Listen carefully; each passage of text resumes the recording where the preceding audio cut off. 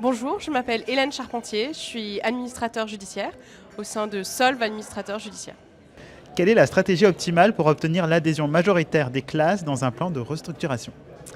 Alors, c'est une très bonne question parce qu'aujourd'hui, l'objectif, c'est qu'on soit dans un cas où les classes de parties affectées sont obligatoires parce qu'on est dans les seuils, on dépasse les seuils, pardon, ou que les classes de parties affectées sont obligatoires, je pense qu'il y a deux points importants à avoir en tête.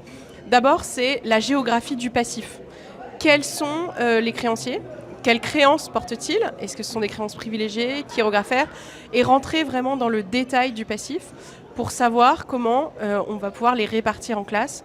Moi, je suis pas une adepte du nombre de classes préfigées avec un mode d'emploi et voilà pour chaque dossier. Je suis plutôt vraiment dans chaque projet de plan doit avoir ces classes de parties affectées qui ont été réfléchies, discutées avec le dirigeant. Peut-être discuter aussi avec différents autres intervenants, par exemple le mandataire judiciaire sur qu'est-ce que se passerait-il en liquidation judiciaire, évidemment aussi l'expert. Donc le premier point, vraiment étudier le passif pour comprendre comment on répartit dans les classes et qu'est-ce qui sera la meilleure manière d'avoir chaque classe qui a cette majorité qui va voter pour le plan. La deuxième chose, me semble-t-il, c'est de faire partager aux créanciers le diagnostic que l'on a fait sur l'entreprise, ce qui marche, ce qui n'a pas marché, ce qui marche aujourd'hui dans le cadre de la période d'observation, ce qui va marcher demain, le pari peut-être aussi qu'on fait sur l'avenir, mais partager le diagnostic pour que les créanciers soient convaincus des efforts qu'on leur demande. Et je pense que le bon diagnostic permet, et le diagnostic partagé, permet à tous d'adhérer au projet. C'est ça en fait, c'est emporter l'adhésion, adhérer au projet et donc voter pour le plan. Du coup, dans quelle mesure utiliser le cross-class cram-down comme levier stratégique pour faire adopter un plan de restructuration? Alors, peut-être juste un petit rappel, en procédure amiable, il faut l'unanimité. La particularité des classes de parties affectées, c'est qu'elles permettent l'adoption d'un plan, même si on n'a pas cette unanimité. Après, on essaye, dans la mesure du possible, évidemment, des discussions, de quand même avoir une adhésion la plus importante possible des différentes parties prenantes.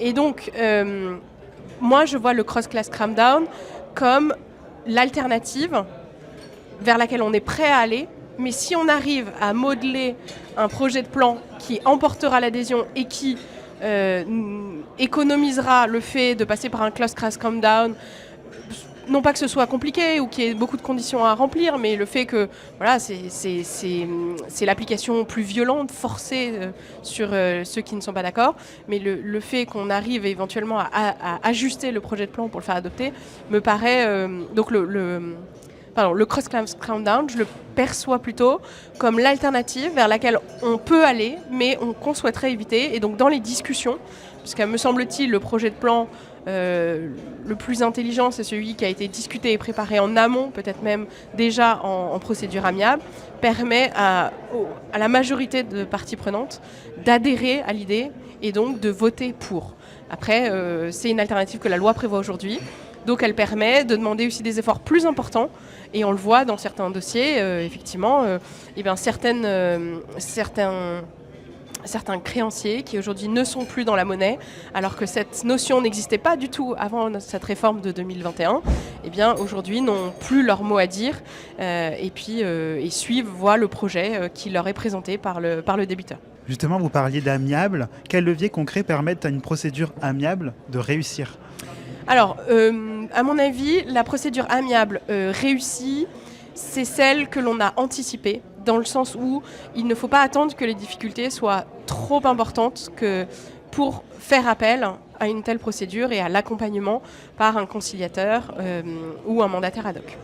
Anticiper, ça veut dire avoir des outils de pilotage, mais aussi de prévision de trésorerie qui sont déjà en place dans l'entreprise et qui permettent de voir l'horizon de trésorerie et de se dire à quel moment il faut enclencher, appuyer sur le bouton et demander l'ouverture d'une telle procédure. Après, de manière très concrète, on obtient le standstill, donc l'absence de remboursement en capital de la part des banques pendant la discussion. Ça soulage la trésorerie. Je pense aussi que se faire accompagner par un conciliateur qui va canaliser tout le le ressenti, mais aussi faire le point sur l'historique de l'entreprise et des difficultés, permet aux dirigeants aussi de se refocaliser sur son métier, plutôt que juste sur les difficultés de son entreprise. Et puis, pour moi, le plus concret, c'est aussi de présenter, j'ai déjà parlé du fait de partager le diagnostic, mais je pense que de présenter à chacun l'alternative.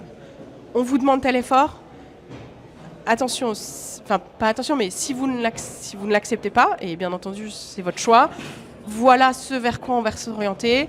Et le traitement, parce que la procédure collective aura un impact sur l'activité, le traitement sera beaucoup plus dégradé. Donc je pense que travailler les alternatives, travailler les hypothèses, et j'ai l'habitude de dire, c'est un peu comme une checklist, ou ouvrir des portes. On ouvre une porte, on regarde ce qu'il y a dans la salle, ça ne convient pas, on referme, mais on fait toutes les portes. On ne laisse pas une hypothèse de côté. Je pense que c'est aussi très important de faire comprendre à chacun qu'on a tout essayé, qu'on a activé tous les leviers, donc l'étalement de dette sociale fiscale, la réduction de charges fixes, l'apport d'argent frais, que ce soit des actionnaires en place ou d'un nouvel investisseur, la restructuration bancaire, j'en ai déjà parlé, mais vraiment d'interroger chaque point pour que chacun soit convaincu que les efforts sont légitimes, justifiés et les accorder.